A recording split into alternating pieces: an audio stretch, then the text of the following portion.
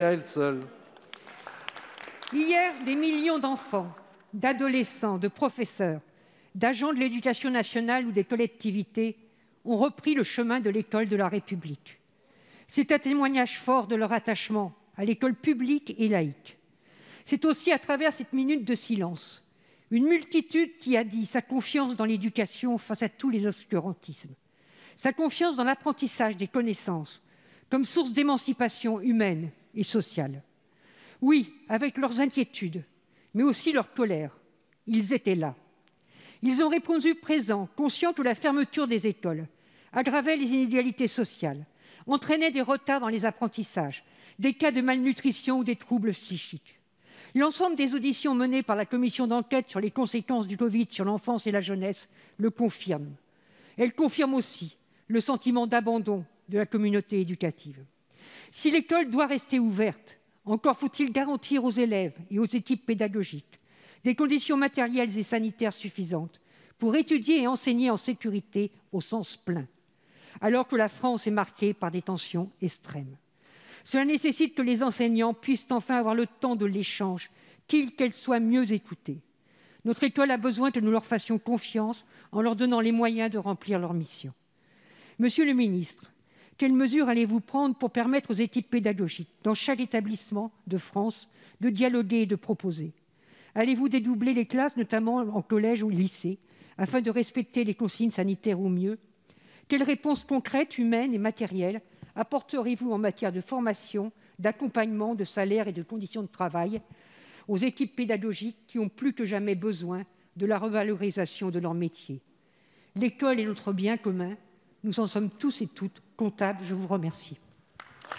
Merci, chers collègues. La parole est à monsieur Jean-Michel Blanquer, ministre de l'Éducation nationale, de la jeunesse et des sports. Merci, monsieur le président, mesdames et messieurs les députés, madame la députée Marie-Georges Buffet.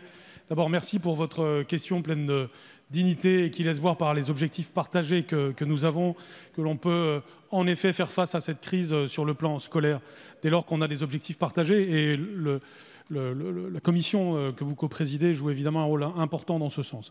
Plusieurs éléments de réponse, et dont des éléments récents d'ailleurs.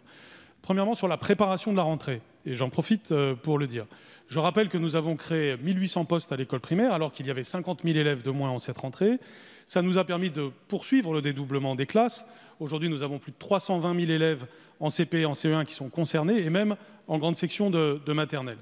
Nous avons mis en œuvre plus d'1 500 000 heures supplémentaires dans le second degré, notamment pour l'opération Devoirs faits et pour l'aide personnalisée aux élèves. Nous nous sommes donc préparés à suivre les élèves qui en avaient le plus besoin sur le plan pédagogique. Or, justement, nous commençons à voir le résultat des évaluations de CP, de CE1, de 6e et de seconde aussi, qui nous permettent de voir où en sont les élèves et ce qu'ils ont perdu ou pas au moment du confinement. Et donc d'avoir une aide personnalisée, qualitative, avec des moyens que nous avons mis derrière pour les aider. Je communiquerai très prochainement les résultats de ces évaluations. Et ce sera vraiment, évidemment extrêmement intéressant. Je précise que nous sommes le seul pays au monde qui réussit à évaluer chacun des élèves d'une cohorte, c'est-à-dire 800 000 enfants par classe d'âge, pour le faire.